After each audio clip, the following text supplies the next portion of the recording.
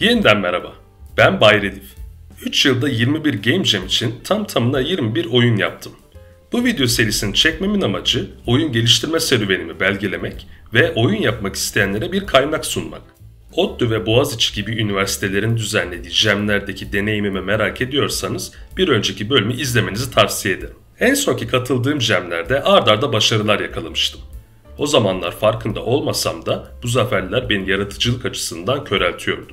Bu videoda yaratıcılığımı neden kaybettiğimi ve nasıl geri kazandığımı göreceksiniz. Hadi oyunlara geçelim. 2021 yılında genç Redif bir Türk Jam'i deneyimlemek istiyordu.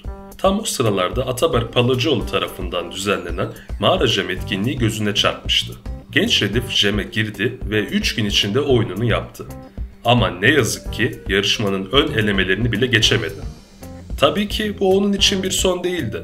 Başka Türk Jam'lerine girip tecrübe kazanacaktı ve şansını tekrar deneyecekti.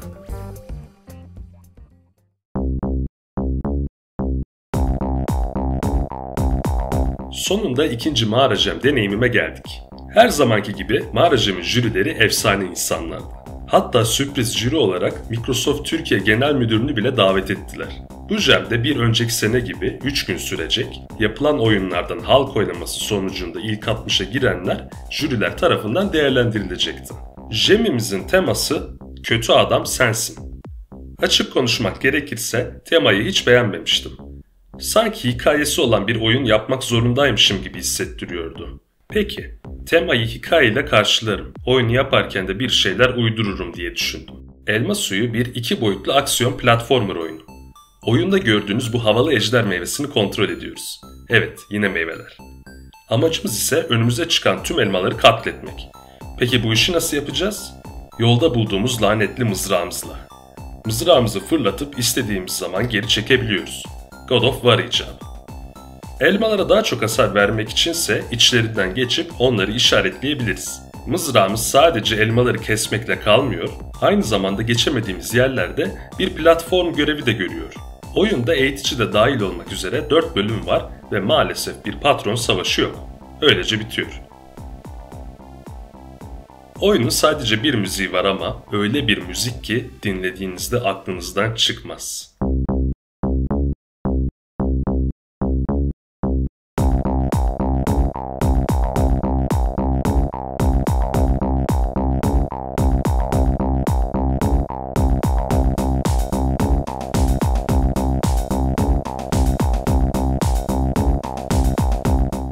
Şimdi diyorsunuzdur, Bay Redif oyun çok güzel gözüküyor, mekanikler de pek hoşmuş. Ama hikaye nerede? Hani Jam'in en başında bir hikaye bulurum, uydururum diyordum ya. Bu düşünce bana çok pahalıya patladı. Son çare hikayeyi oyunun sayfasına yazdım ama iş işten geçti. Ve beklediğim gibi gelen yorumlar hep aynıydı. Oyun güzel ama tema nerede? Elma Suyu'ndan tüm umudumu kesmiştim.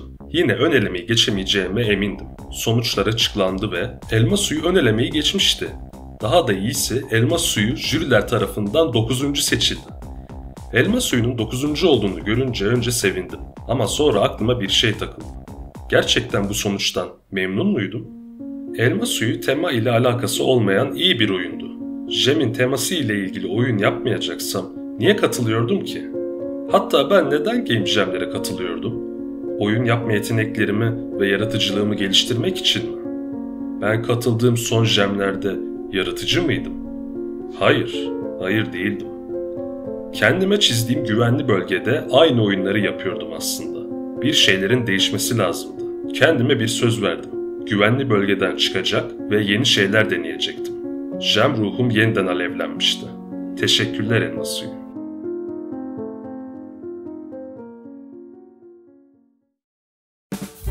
Eğer yaratıcılığımı geri kazanmak istiyorsam köklerime dönmem lazımdı. Yani itch.io Jam'lerine. Yaklaşan Jam'leri incelerken YouTuber Mashup Games tarafından düzenlenen bu Jam dikkatimi çekmişti. Oyunu yapmak için verilen süre 10 gündü.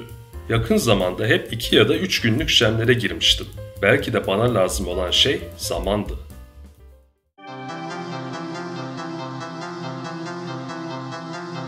Bu Jam'in teması çok hoşuma gitmişti. Çünkü herkes için tema farklıydı. Açıklamam gerekirse Jam'de yapacağınız oyunu bu rastgele oyun fikri üreticiden seçiyorsunuz. Üretici oyunun türünü, temasını, geçtiği yeri ve kullanılan eşyayı sizin için rastgele olarak seçiyor. Yaratıcılık için iyi bir egzersiz. Bana çıkan oyun ise tür, idle, tema, uzay, yer, gezegen, eşya, tren.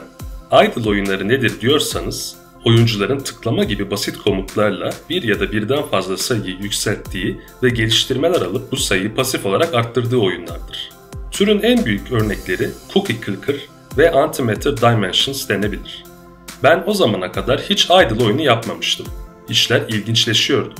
Space Train bir idle clicker oyunu. Oyunda bir trenimiz var. Namı değer uzay treni. Ama uzaya gidebilmesi için hızlanması lazım. Bu arada evet, bu gördüğünüz dünya. Okyanuslar nerede diyorsanız onu ben de bilmiyorum. Trenimizi hızlandırmak için sol aşağıdaki butona tıklayabiliriz. Tabii ki şu anda çok yavaş. Daha çok hızlanmak için geliştirmeler alıp her tıklamanın verdiği hızı arttırabiliriz. Trenimizi hızlandırmanın başka yolları da var. Mesela odun yakıcı vagonlar gibi. Yakıcı vagonlar sahip olduğunuz kütükleri yakıp bize pasif hız sağlıyor. Peki odunları nasıl elde ediyoruz? Kesici vagonlar sayesinde. Kesici vagonlara da ağaç sağlamamız lazım. Peki onu nasıl yapacağız? Dünyaya tıklayarak. Dünyaya tıkladığımızda rastgele tohumlar fırlatıyoruz. Bir noktada yeterince tohum biriktiğinde oradan ağaç çıkıyor. İşin güzelliği bunu da bizim için yapan bir vagon var. Bitki vagonu. Anlayacağınız oyunda bir yaşam döngüsü var. Dik, kes, yak. Şimdi size bir soru. Oyunun görsellerine dikkat ettiniz mi? Evet, oyun piksel sanatı stilinde değil. Yeni bir stil denemek için bu sefer vektörel tasarımlar yaptım. Oyun müziklerine gelecek olursak da 2 tane müzik besteledim. Space Train Jam'de çok iyi performans gösterdi. Aynı zamanda çok güzel geri dönüşler de aldı. Hatta Jam'i düzenleyen Mashup Games beğendiği oyunları sergilediği videosunda oyunuma yer verdi. Space Train benim için yeni bir başlangıçtı. Sanki oyun yapmayı yeniden öğrenmiştim. Space Train'i açıklamadaki linkten tarayıcınızda oynayabilirsiniz.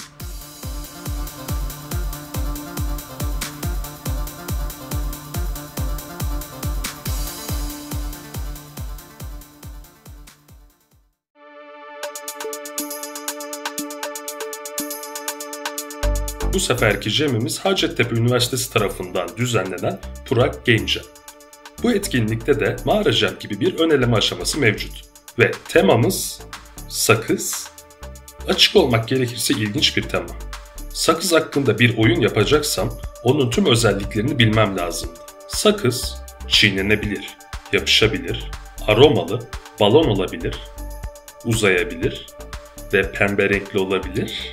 En ilgimi çeken özellik sakızların uzayabilir olmasıydı. Sakızı çiğneyip uzattığımızda aldığı hal bana hep örümcek ağlarını anımsatırdı. Sakızdan bir ağ oluşturmak ilginç bir fikirdi. Ama nasıl bir ağ yapacaktım?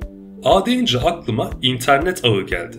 Bilgisayarlar yerine sakız ağaçlarını birbirine bağlasak nasıl olurdu? Gam.net bir strateji kule savunma oyunu. Amacımız anne sakız ağacını böceklerden korumak. Anne sakız ağacını korumak için ise sakız ağımızı genişletmemiz lazım. Yeni ağaçları anne ağaçtan sakız bağlantısını uzatarak dikebiliriz. Bağlantı ne kadar uzunsa o kadar çok sakız harcamamız gerekiyor. Sakız ağında bulunmayan bu ağaçları merak ediyorsunuzdur. Onlar meyve ağaçları. Sakızımıza aroma katmak için varlar. Meyve ağaçları aromalarını en yakında buldukları toplayıcılara aktarabiliyorlar. Eğer toplayıcılar üzerinden bir sakız bağlantısı geçirirsek o bağlantı aromayı kapıyor. Bu yeni bağlantı sayesinde de o bağlantıya bağlı ağaçlar aromalı sakız üretebiliyor. Oyunda birden çok dikebileceğiniz ağaç var. Sakız üreten fidanlar, sakız magnetleri, sakız yenileyiciler, aroma toplayıcı, sakız fırlatıcı ve balon sakız fırlatıcı. Sakız fırlatıcılar böceklere karşı olan en iyi defansınız. Ekstra bir mekanik olarak her ağaçtan çıkartabileceğiniz bağlantı sayısı kısıtlı. Aynı zamanda ana ağaca kadar olan bağ sayısı arttıkça diktiğiniz ağaçların verimleri azalıyor. Verimliliği arttırmak için sakız yenileyicileri kullanabiliriz. Jam süresi 2 gün olduğundan bu sefer müzikleri kendim besteleyemedim. Ama Parazit oyununda yaptığım hatayı tekrarlamak istemiyordum. Bu yüzden uyumlu olabilecek bir müzik seçtim. Hiç müzik olmamasından kesinlikle daha iyi. Jam'e gelecek olursak oyun ne ön elemeyi geçti ne de bir derece elde etti.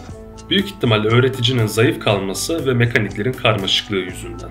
Yine de kısa da olsa ön eleme jürilerinden bir geri dönüş bekliyordum. Maalesef ne oyunu oynayanlardan ne de jürilerden hiçbir geri dönüş alamadım. Açık konuşmak gerekirse Bura Game Jam 2023 bir jam olarak yetersizdi. Kimsenin oyununa geri dönüş aldığını görmedim. Özellikle ön elemeyi geçemeyen oyunların. Normalde jürilerin kararlarını pek sorgulamam. Ama bazı oyunların ilk ona seçilmemesi beni gerçekten çok şaşırttı. Her şeye rağmen ben Gam.net'i yaparken çok eğlenmiştim ve yaratıcılığımı yeniden kazandığımı hissedebiliyordum. Gam.net'i açıklamadaki linkten indirip oynayabilirsiniz.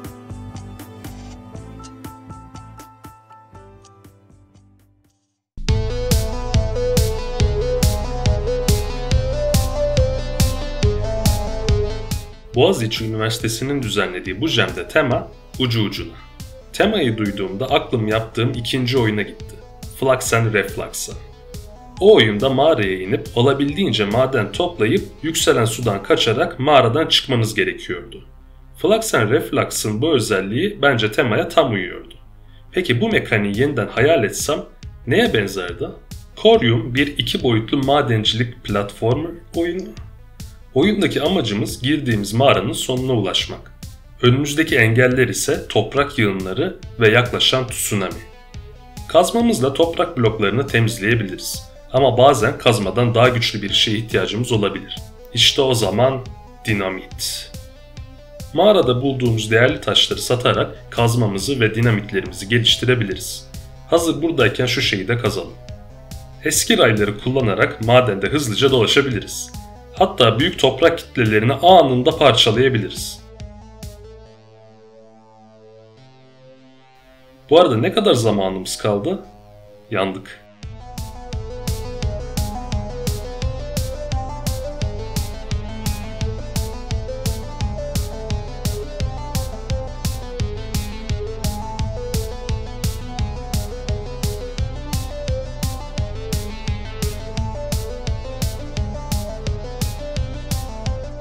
Corium Jam'de ikinci oldu. İşte şimdi zafer gerçekten tatmin ediciydi. Hem Jam temasına uymuştum hem de ilk yaptığım oyunlarımdan birini yeniden hayal etmiştim. Etkinlik hakkındaki düşüncelerimi sorarsanız etkinlik hem yüz yüze hem de çevrim içi yapıldı. İstanbul'a gidemediğimden ben çevrim içi katılmıştım. Yüz yüze kısmı için konuşamam ama çevrim içi katılımcılara gösterdikleri ilgi harikaydı. Corium'u açıklamadaki linkten indirebilirsiniz. Oyun hakkındaki düşüncelerinizi bekliyorum.